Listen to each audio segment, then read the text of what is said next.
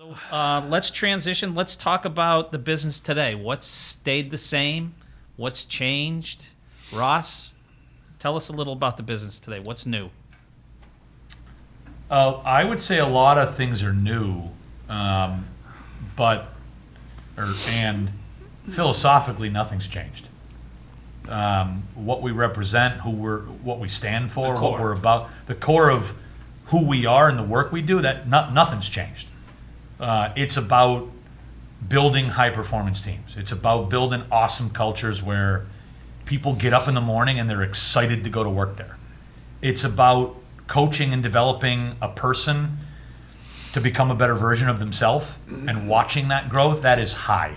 I get high on that. So, and so does he. There's nothing that's changed there. A lot of the old school training materials gone. Matter of fact, there's been some funny little things that we've done with our team. There's a couple of things that were pet projects of Rick and Paul's, materials that they like to use, and we just our team looked at them pretty consistently, and then got to a point after we felt like we had cleared the time where he had been out of the business long enough where we could destroy him. I remember a couple of things we burned, and we took a video and burned it. We took a video of burning different training materials and sent it to him like, this piece of shit's finally out of here. So we did a lot of that. We grew the business quite a bit over a number of years in just adding relationships. Mm-hmm.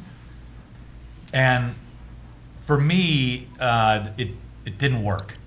It doesn't really align well with what I really want to do and where I feel we can add the most value. So probably 3 or 4 years ago, my team might validate the timing on that, but probably 3 or 4 years ago, I had what you would call a Jerry Maguire moment. Fewer relationships, more time with them. And so we're much more selective about the types of work we take on in relationships. I've had a number of conversations with existing clients we've done business with and supported on and off over the years, but never felt like it was a partnership. Mm-hmm. And so I approached a number of those relationships and just had that conversation with them and said, look, if that's not what you want, that's okay. We'll still maintain a relationship. We'll still be friends. But this doesn't work for our business anymore, and this is where we're headed. I'd like you to be part of it, but if you don't want to be, that's okay, and I'll respect it. And thankfully, most of those relationships embraced it, and so we work a lot more on retainer relationships where we get to spend more time working as a partner to certain businesses, and that's been great. We spend a lot more time in areas of a business like onboarding, which is so critical to keeping your good people, mm-hmm. but a lot of organizations don't get that right. Sure. So we spend a lot of time in onboarding. There's new things we do, but the foundation of how we do it hasn't changed, which is personality and behavior and culture. A couple of things that I taught Ross over the years, and he taught me lots.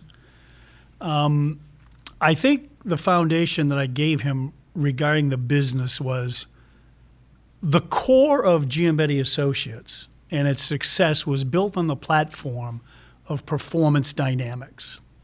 And I told him to never lose that platform and to use it continuously to do whatever he's going to do. But when I look back at my career in business, for me, it was never about business and money. Truly, for me, it was about people.